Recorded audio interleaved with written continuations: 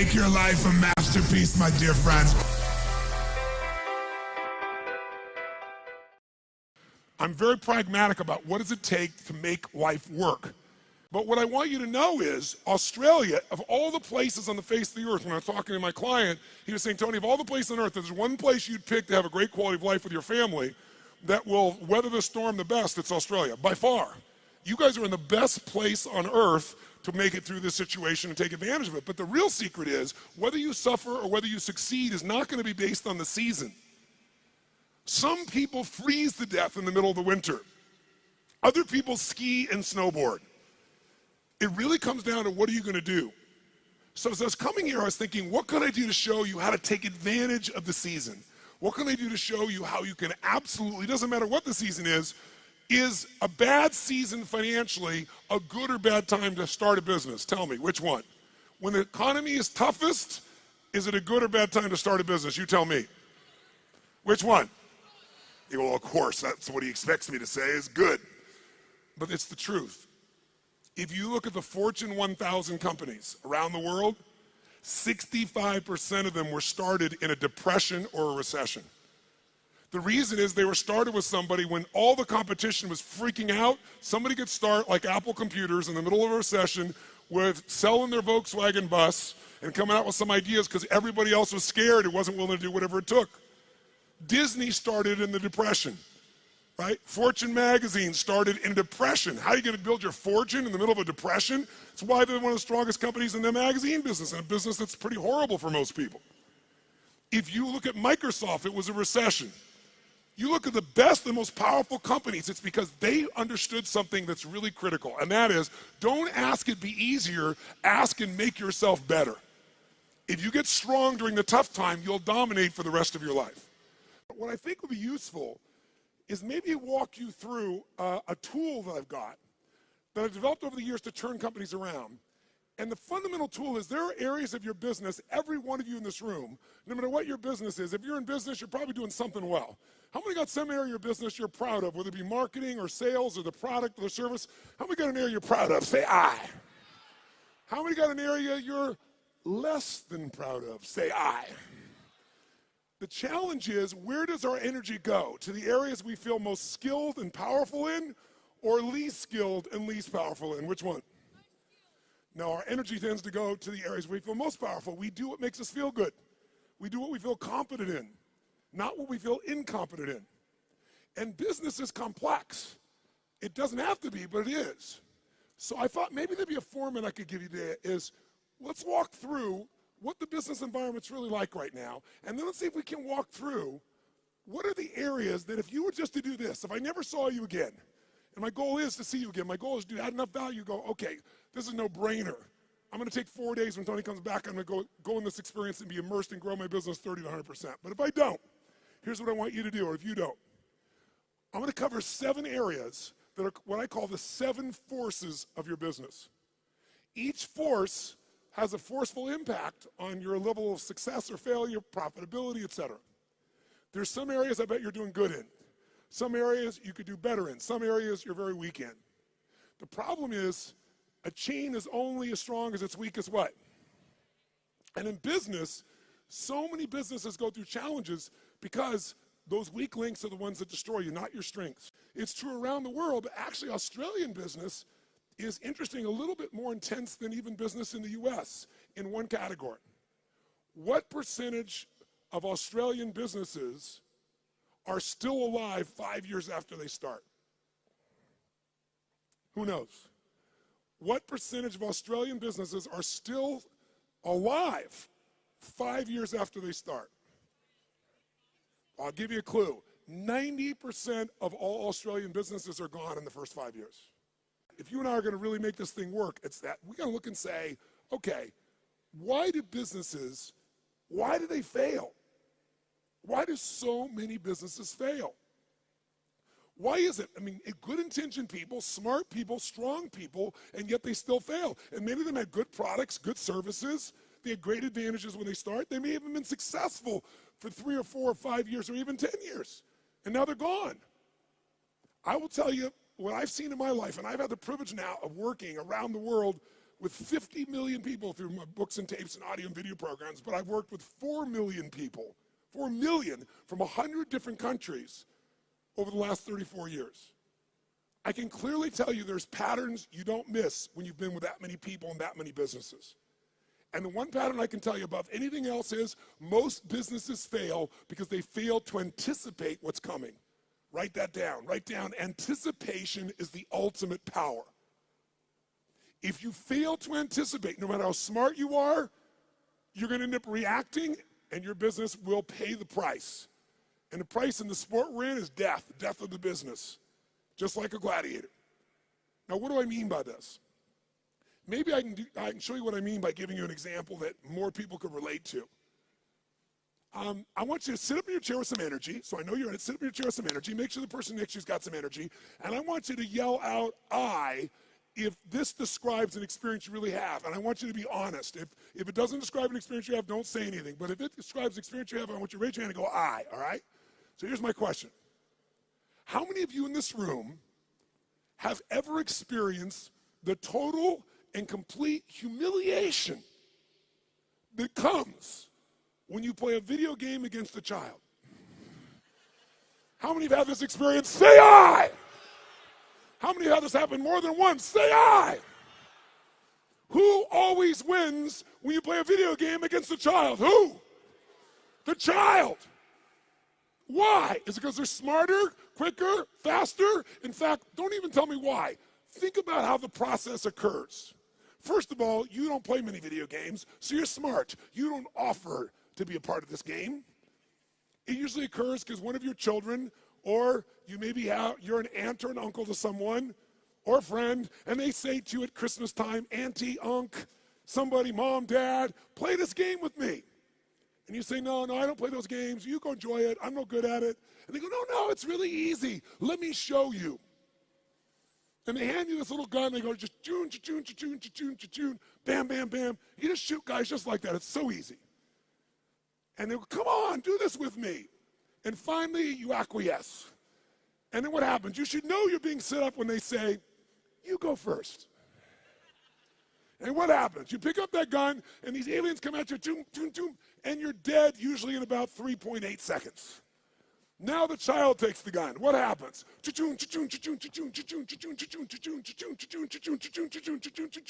And about 45 minutes later, you get your second turn.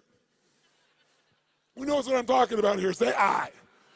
Now you're pissed, right? You're like getting competitive. I'm not getting shot in 3 seconds. So now you're really focused, and you get shot in the back, and you're dead in 2 seconds. The kids, 45 minutes later, you get your third one. The kid scores 480 million points, you get 3. Who's had this experience? Say I. Why does the child always win?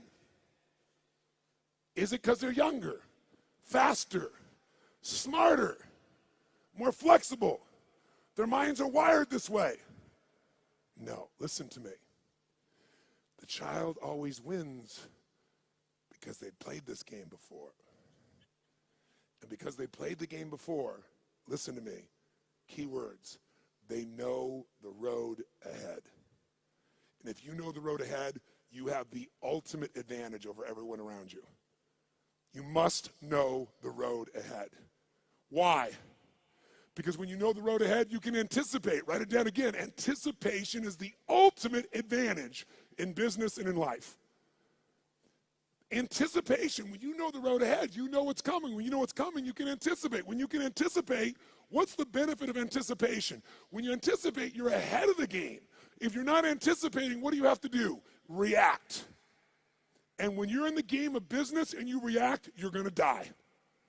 It's that simple. I don't care who you are. I don't care how long you've been in business. If you find yourself reacting, you're going to die. You're in business and you didn't anticipate some of the challenges coming up with technology, and all of a sudden it eats you up in a week, in a month. What you built 5, 10 years ago disappears. Who's seen this happen and knows what I'm talking about is real here? Say I. So we're talking about the most important skill of all here.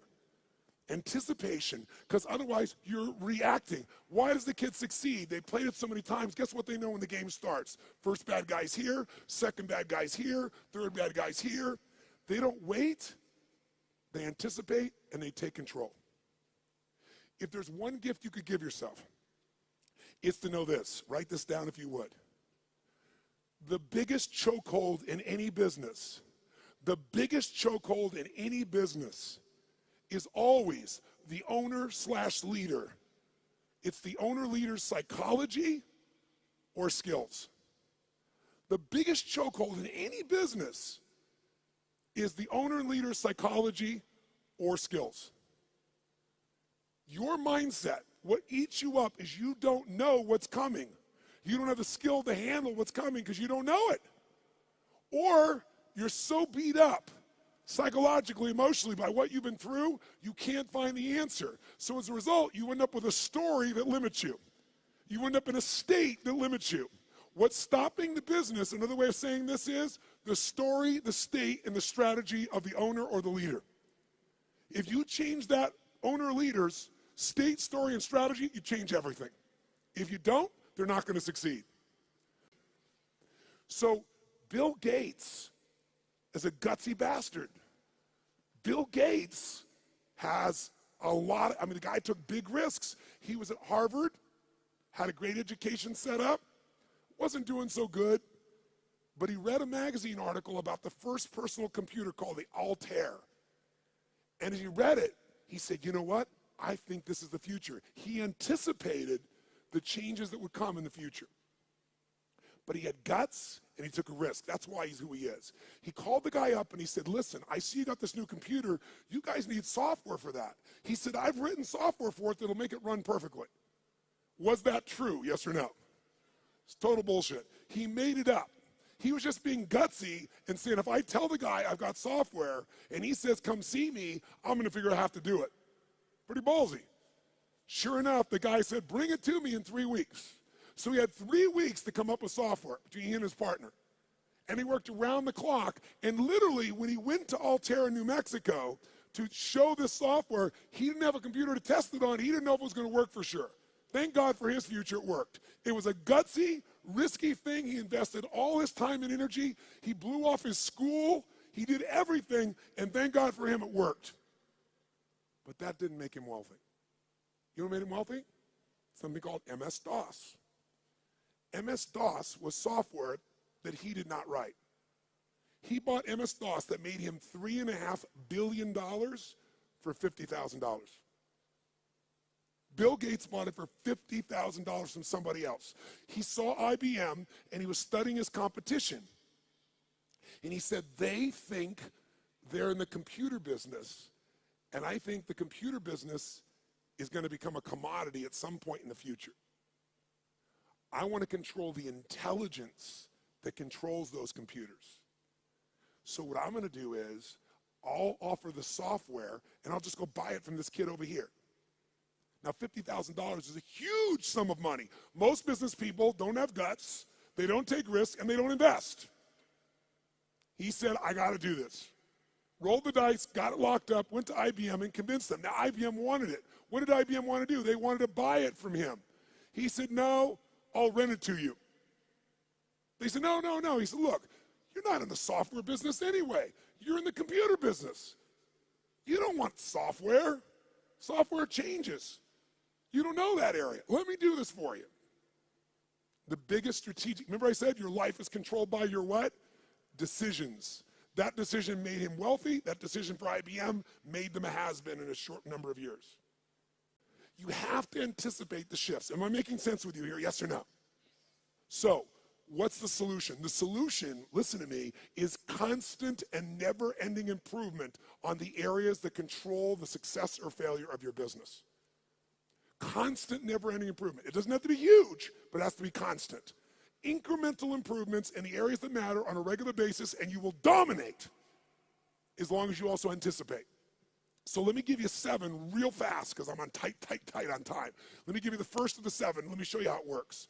I'm going to start with the end in mind. If you're going to be successful in business, the end outcome, what makes somebody successful in business is not that they make a sale.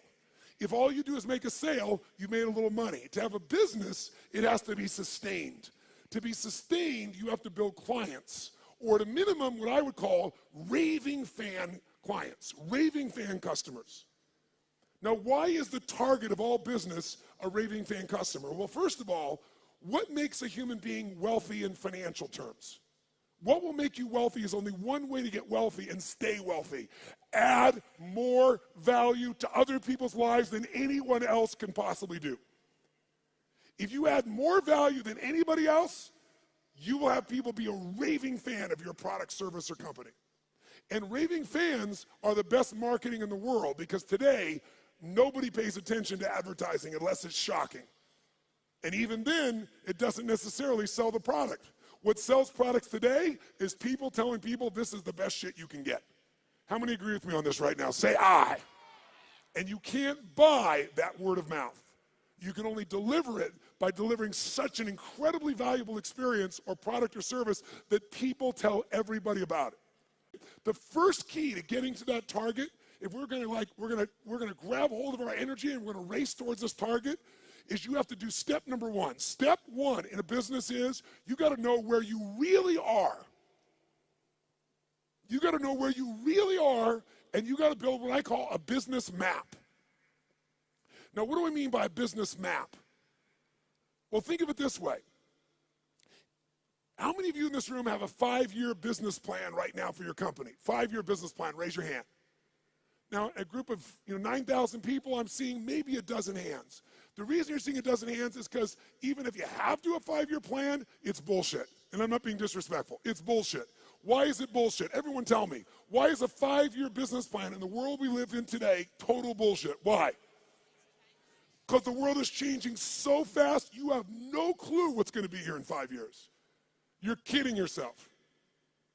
So what do you throw up your hands and just hope it works out well? That's a disaster too. What you need is a business map. A business map means you understand the territory. You understand what's happening, where it's happening, so as you're moving along, you can adjust with that map to get where you want to go as the environment changes. The way you frame what business you're in to yourself is the single biggest limit in your business, and I promise you it's limiting who you do business with as well. You know, if you ask Peter Drucker, one of the greatest business geniuses of all time, he used to say, there's really only one question, maybe two in business. His question is, what business are you in, and how's business? You must control the meaning within yourself, within your team, and then the way you market it. But you can't do that until you're crystal clear what business you're in. And every 7 weeks, you should be digging in deeper to what business you're in, or you'll ask a third question. What business do you need to be in? Because let me tell you something. You didn't experience in 2008 in Australia what the rest of the world did, but you're going to experience some of what the rest of the world has experienced coming soon. You're going to experience it in your real estate market, you're going to experience it in your shares market, and you're going to experience some unemployment on a much larger scale than what you guys are uncomfortable with right now. It's coming. I'm not here to be Mr. Positive, and I'm not being negative. I'm saying it's coming, so you want to take advantage of winter, not let it freeze you to death. And you can, because when everybody else is scared and hesitating, if you're doing the things I'm showing you, you will take their market share and you will dominate. Even if you're a little guy, you can become a big guy in this time. Because the time in which things change is tough times. That's when little guys become big guys. Because the big guys are doing the same boring shit over and over again and they're not flexible. But I got to tell you something. In order to succeed in your business, you got to fall in love with your clients and not with your products and services. But here's the other question. What stage of the life cycle of a business are you in? Listen to me. This understanding is the most important understanding of all, and I can't give it to you all here. I take a day on this. When I say I give people $1 million guarantee, the reason I'm giving that $1 million guarantee and no one ever takes me up on it, I mean, I think 2 times in 3 years someone's taken me up on it, and when they did, I've been glad because I didn't want a stupid person in my seminar. I was like, if you can't see this is going to save you $1 million or make you $1 million, you shouldn't be in here, right? I'm happy to refund your money. Is this material. And this material is understanding the life stage of a business. See, businesses have life cycles just like humans do. So watch this for a second. Which can get into more trouble, an infant or a toddler? Quick, nice and loud. Which one? Nice and loud. Which one? Why? Because the toddler's more mobile. They can go, what does this rock taste like? Right? Which one could get more in trouble, a toddler or a teenager? That's right. Tell me, if you give your car to a teenager and you say, drive it never above the speed limit, what can you promise and guarantee they're going to do? Are they going to speed, yes or no? And the worst thing that can happen is they get away with it. Let me explain what I mean. Businesses have stages of development. What did I tell you was the most important thing to business? The power of anticipation. What if there was a way to know in advance what problems you were going to have in your business before they happened? You knew exactly what they were, how they were going to happen, and what to do to prevent them right now, no matter what stage you're in. How many think that'd be worth its weight in gold? Raise your right hand, say aye. That's what happens when you understand the stage. Let's go to number 2. The second key force of business that you got to be working on is constant strategic innovation. Now, what the hell does that mean? Sounds so complex. Strategic innovation. Notice I didn't just say innovate. You can innovate, and it may not make a difference. And innovation takes time, energy, and money. It's got to be innovation the customer cares about. Let's go back to Peter Drucker for a moment. Peter Drucker has always said that the core of all business is only 2 things. If a business is successful, these 2 things are its core: innovation and marketing. Everybody else in your company is employed by the people who innovate and market for your company.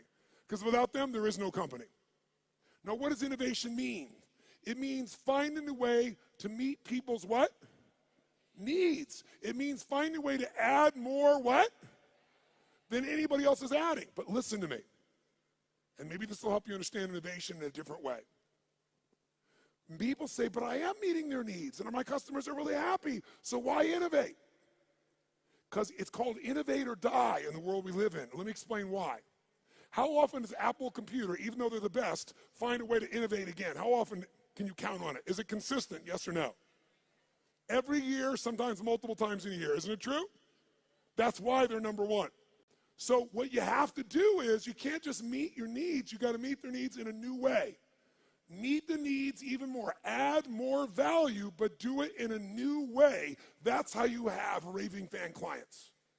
It's not enough to meet their needs. It's not enough to add more value. Got to do it in new ways all the time. It makes it sexy. It makes it mysterious. It makes it interesting. It makes them want to engage you. It gets them to tell everybody else about the new thing you're doing. Okay? Now, let's go to number 3 real fast. I'm going to have to kick this in gear to catch up. So number 3 is, if you, what was it that we said Drucker said? All business is 2 things, innovation and what? Come on, guys, innovation and marketing. Answer this question for me. Does the best product or service always win? Yes or no? Nice and loud, yes or no? Which company always wins? McDonald's? Where does that shit come from? No, the best marketed product or service. For better or worse, and let's use McDonald's, okay, ma'am? That's a good example. Tell me something. Perfect example. Does McDonald's make the best tasting hamburger in the world? Notice we got a universal 9,000 person response. No. Is it the tastiest? Is it the best quality? Yes or no? But it is the best what? Marketed, as you would say, marketed in the world. I call it marketed. The point of the matter is, this company understands marketing, and even though they have a shit product, they got billions and billions and billions of people to eat that shit. Now, here's the problem with marketing today, and it's a significant problem. I want you to think about this. Does anybody know how many marketing messages the average person had to see 15 years ago? How many messages before they would start to seek you out to consider buying your product, where they would do something active to seek out your product? Does anybody know? 15 years ago, how many times did they have to see a message from you on average if you had a quality ad? The answer is 4. 15 years ago. Does anybody know what the number is today? 16. Now, what do you think that's done to companies' profitabilities? Add value. Does this make sense?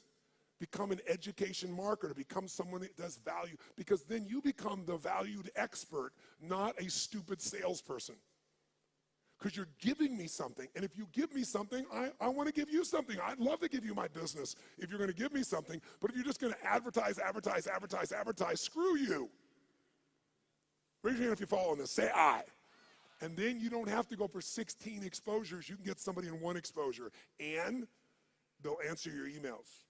And they'll reach out to you. And you'll watch your business grow like you can't even dream. Force number 4 is the constant, never-ending improvement of sales and mastery systems. Sales mastery systems. Marketing is wonderful, but if you don't convert that marketing into sales, you don't have a business. Now, because of time, here's all I'll tell you on this one. We're going to give you that's valuable, that's simple. How about this? How many of you right now in this room have a business that's primarily done with no salespeople, all on the web? Raise your hand. No salespeople, all automated. Raise your hand if you have salespeople. If you have salespeople that work with you, the majority of you. If you have an automated business, no matter how good it is, you don't want a one-legged stool. A one-legged stool at one point can get in trouble and you collapse. You want at least 3 legs, and one of those legs, as a minimum, has got to be a sales team. Now, how can you grow, though, when you're a brand new small business or you've been around a while? Well, technology today allows us to be able to hire people to go to work for us literally 24/7, 365 all around the world. We literally have more than 150 people that work for one of my companies, all of which live in different parts of the world, all of which we know only by way of our experience of them, by way of Skype calls where we can see them and coach them, but we measure them better than the persons in the same room with us in the old days. We know what they're doing every moment. We know people are responding. We know everything because it's all fed to us by the web. We have virtual companies now. So if you don't have a lot of resources, we can show you how to get 3 or 5 salespeople in your little company, like these couple of guys here that right now are operators. What if you had 3 people that their entire life was about how to make sure they filled your business? Well, you wouldn't have one little location, you might have 5. But here's what I can tell all of you, just give you one quick hint in this area in the time that we got. Write down one thing. Great salespeople are not trained, they are found. Great salespeople are not trained, they are found and then trained to be even better. And this is coming from a guy that's trained 2 million salespeople in the world. I did that for 15 years. It's one of my jobs. Here's what I mean by this. Write down this phrase. Nature is the most powerful factor. Nature is the most powerful factor. If I was going to give you something in 2 seconds right now, I'd say it's this. If you're going to get a great person to sell for you, you can train somebody all day long, but their nature has to match the job. The 5th force you got to take control of, you've got to have constant anticipation. Remember that key word, anticipation? So you're not reacting, you're anticipating, you know the road ahead in 2 areas of your business. Legal, and I know you're not a lawyer, at least most of you, but you got to know where your risks are, and financial or accounting. Now, how many of you in this room as business owners hate accounting? If you're with me, brothers and sisters, can I have a hallelujah? However, unfortunately, even though you hate it, how many of you in this room have ever been bitten in the bum, so to speak, because you thought the numbers were one thing or they meant something or your cash was one level and it was another? Some accounting piece that really, really hurt you at the time. Who's had this experience before? Raise your hand nice and high. Say I. I want to tell you something. More companies go down because most of you in this room do not like accounting, and I do not want to sell you on being an accountant. What a boring-ass job. But I do want to sell you on knowing enough of this that you can run that accountant or that CFO. Because you still have to lead, and if you don't, you'll become part of the 99% that fail. I don't care how smart you are, I don't care how much your sales are. Learning how to manage your business includes the economics, and we take half a day and make it fun so that you can kick ass with any CFO or accountant, and you can ask them questions they don't know. Let me ask you 2 questions real fast. Question 1. How many of you have a specific day of the month that you always go through your financials and you never, ever miss on your business? Raise your hand. Keep your hand up and look around the room. It's not even 3% of the room that does this. That's why 99% go out of business. Remember I said in the beginning, What is the chokehold in the business? It's the psychology and the skills of the entrepreneur. If you don't develop the skill of knowing how to manage the finances, I don't mean write it down and do the accounting. I mean know how to read that and use that information as intelligence to guide yourself. You're going to be in trouble. In business, nobody gets a special license. You can go out there and know nothing about numbers except what you think you know, and that's why you go out of business. This is a skill. If you don't get it from me, you better go get it now. But I can give it to you in a fun way in half a day of the 4 days, where you'll be able to read financials and find stuff your accountant's not finding. And then what you want to find is the intelligence that allows you to know how to run your business more effectively. I'll give you a little clue. Who here knows the 3 documents you've got to see every single month to run your business? Raise your hand if you know the 3 and can name them. Look around the room. Look at this. We got 9,000 people in this room, and maybe 20% of you even know the documents. You don't review them. You don't even know what they are. Here, I'll give you a little gift, something that took me 20 years to figure out. Little gift.